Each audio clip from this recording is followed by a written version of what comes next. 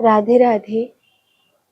आप सभी माताओं को अघोई अष्टमी व्रत की बहुत सारी शुभकामनाएं। इस व्रत की कहानी बड़ी प्यारी है, वो कहानी हम आपको सुनाते हैं। एक समय की बात है, अपनी 7 भाभियों के साथ पूजा के लिए एक कन्या मिट्टी लेने के लिए गई थी। तो जो 7 भाभियां थी वो कह रही थी कि मिट्टी हमें ऐसी जगह से लेनी है जहाँ पर किसी जीव की हत्या ना हो। लेकिन वो चंचल स्वभाव के कारण मिट्टी को खोदने लग गई। छोटी भाभी ने उसको समझाया कि आप यहाँ से मिट्टी मत खोदिए, लेकिन उसने तब पर भी वहाँ पर ही मिट्टी में अपनी खुरपी लगा दी, जिसके कारण जो एक सेही की मांद बनी हुई थी उसमें उसके 7 बच्चे थे। वो उनमें से एक बच्चा मर गया। कहते हैं सेही अगर किसी के द्वारा मर जाती है या सेही की हत्या हो जाती है तो वो बहुत अपशगुन माना जाता है।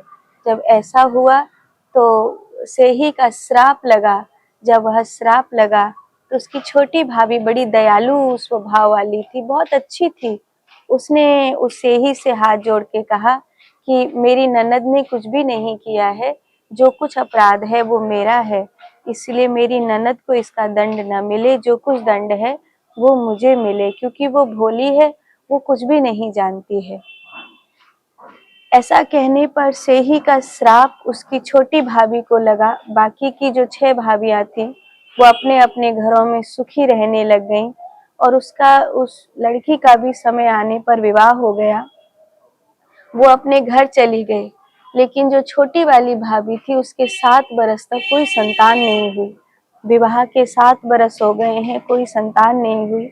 एक संतान हुई भी थी जो 7 दिन जीने के बाद मर गई, जिसके कारण सब उसको बुरा कहने लगे और वो भी बहुत दुखी रहने लगी कि अब मुझे कभी भी संतान का सुख प्राप्त नहीं होगा।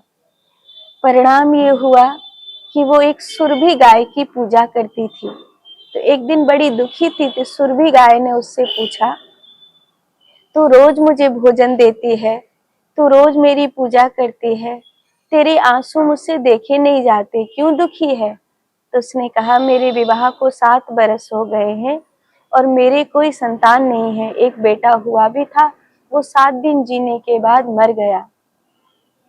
तो सुरभि गाय ने कहा कि तूने कोई बहुत बड़ा अपराध किया है, जिसका दंड तू भोग रही है। तू क्षमा मांग ले, मैं तुझे वहां लेकर के चलती हूँ जहां तुझे क्षमा मिल सकती है। गौ माता उसे उसी जगह पर लेकर गई जहां सेही का बच्चा मरा था। उस जगह पर जब वो छोटी बहू पहुंची तो उसे सब याद आ गया कि यहीं पर मेरी ननद के हाथों सेही का बच्चा मरा था और मैंने ऐसी ऐसी बात कही थी।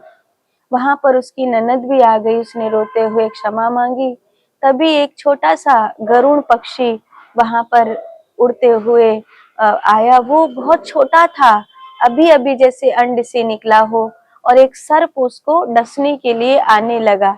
वो जो गरुड़ पक्षी की माँ थी वो उसको बचाने आती, उससे पहले सर्प उसके पास पहुंच गया।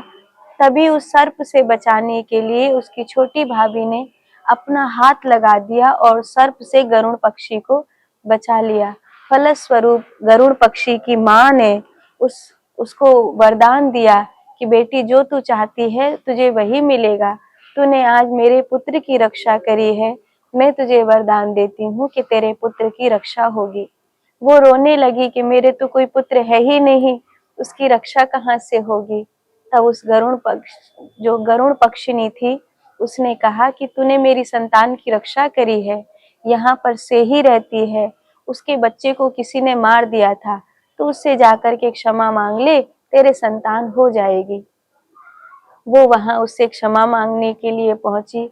उसकी ननद ने सब बात बताई कि बचपन में ये भूल मुझसे हुई थी, इसमें मेरी भाभी का तो कोई भी दोष नहीं था, ये भूल तो मेरी ही थी, बालकपन के कारण मैंने ये भूल कर दी, मुझे क्षमा कर दीजिए और मेरी भाभी को भी क्षमा कर दीजिए।